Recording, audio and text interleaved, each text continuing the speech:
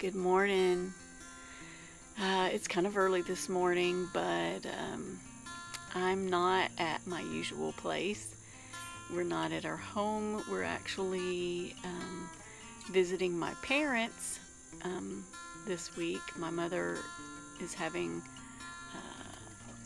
some major surgery, and so we're home with my father and helping him do some repairs around the house and just enjoying this beautiful quietness out here this morning.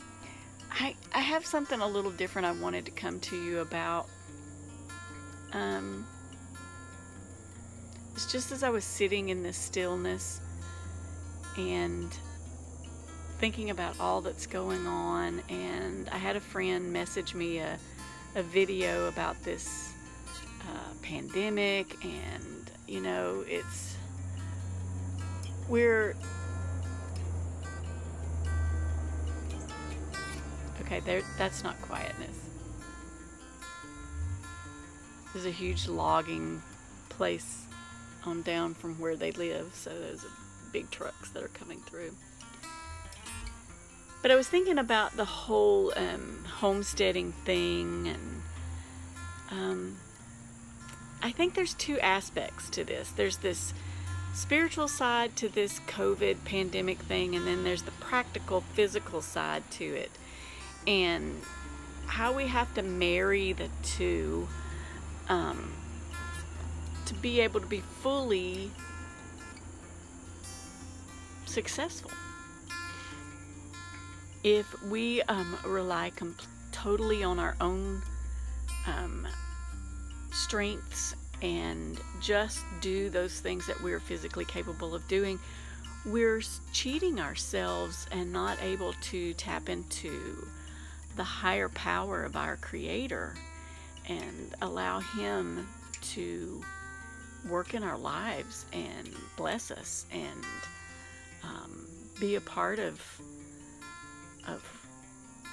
what's going on. And for us, homesteading began when the COVID thing began, and we had homesteaded before. I grew up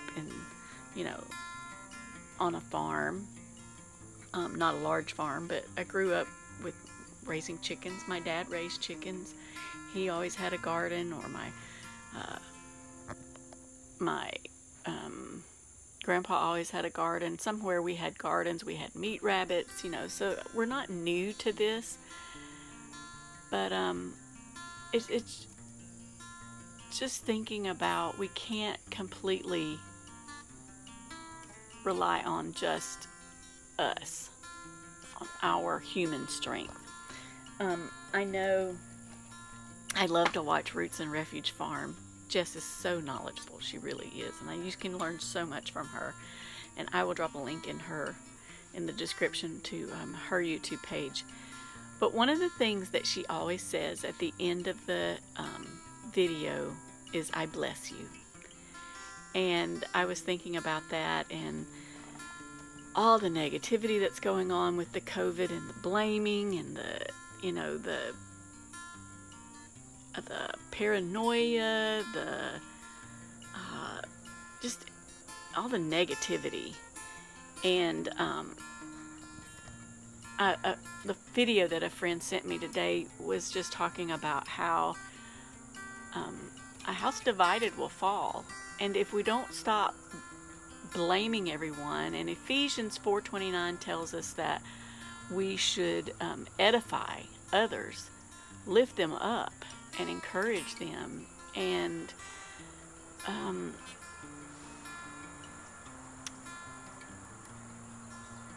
I think that one verse convicted me so much this morning, and just thinking about edifying and lifting others up, and not pointing out their faults, but their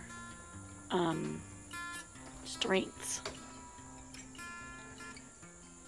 So I just had a visitor come with me on the porch this morning. You come sit by me? So I was thinking about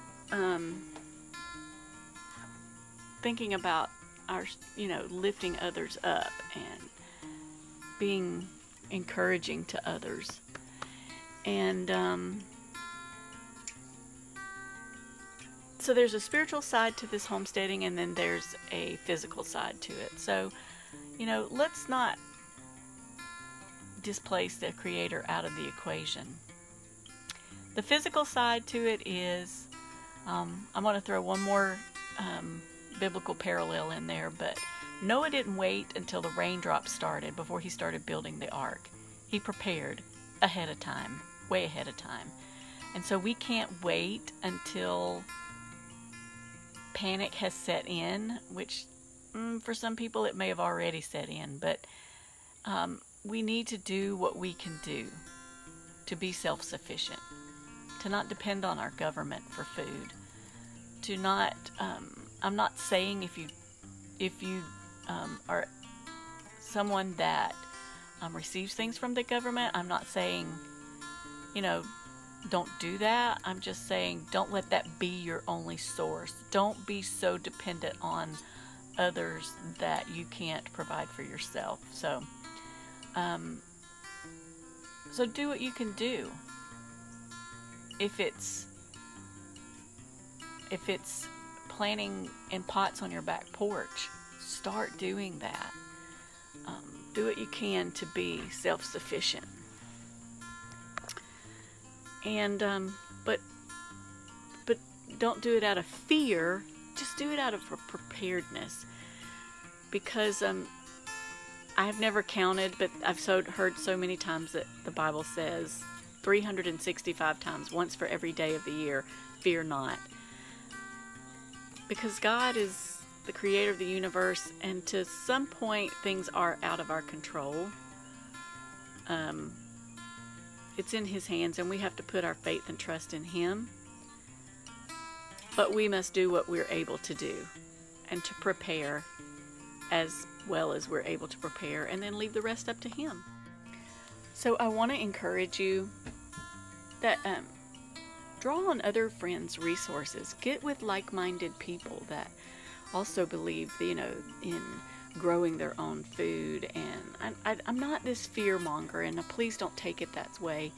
And don't really consider myself a prepper, but I do believe that the Bible teaches us to be prepared, to Proverbs. There's some scriptures in Proverbs. One, Proverbs 21:20, that talks about the wise store up their food. And then Proverbs 28:19 through 20 talks about whoever works his farmland will have food, and whoever chases fantasies will not. You may not have, go ahead, it's okay. You may not have 3 acres, 5 acres, 20 acres, whatever. But use what you have and get with like-minded people and, draw on their resources and work together with others. When I get back home, we're going to have a gathering of some friends to discuss that very thing, how we can get together. So do what you can. Just do what you can and leave the rest up to God. So that's just some of the things I had on my mind today, thoughts that I had on my mind as I sit out here in the quietness and enjoy the quietness this morning. Another thought that I have on my mind is there's a huge fig bush in front of me, and I can't wait to get out there and see how many figs are on that bush. Let me turn the camera around and show you. See that fig bush right there? I've eaten some delicious figs off of that bush before. And my mom told me that she's been picking them and then putting some away in the freezer. So hopefully we'll be making some fig preserves soon. And if we do, I will be sure and post a video of that. This is their little pond that they've had when they built this place. My dad actually built this house with his own hands. I was so, he's not a carpenter by trade. He's actually a pastor, but he's so good with working with wood. I'll show you pictures of the house later. To the fig tree, and got a few figs off the tree, but my mom has already picked several bags, and it is full of figs that just aren't all ripe right now. So I'm gonna take these in. I don't know, I might enjoy a couple of them before we put them in the freezer, but excited about all the figs. I told you I would show you a picture of my mom and dad's house. This is the house that they built after they retired, and completely built it by themselves, by their own hands. So this is it. Originally, when they bought this property, there was a single wide trailer out here, and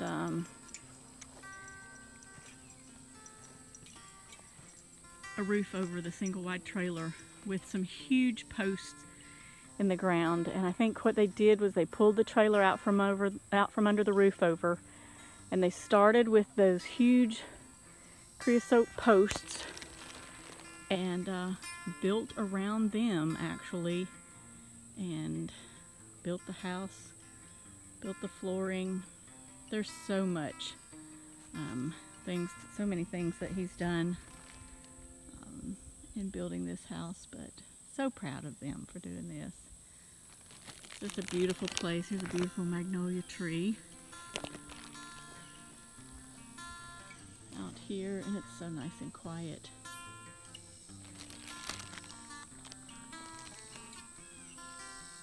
Thanks for watching. I appreciate all your prayers for my mom during her surgery. We just found out she's out of surgery. Everything went well. Now she's on to recovery, and probably a day or two in the hospital, and then she'll be home. So I appreciate anyone that's a prayer, that believes in prayer. Appreciate you remembering my mom in your prayers. You guys have a blessed day, and in the words of Jess from Roots and Refuge, I bless you. Think positively, encourage one another, and do your best, and then depend on God for the rest. You guys have a great day. Bye-bye.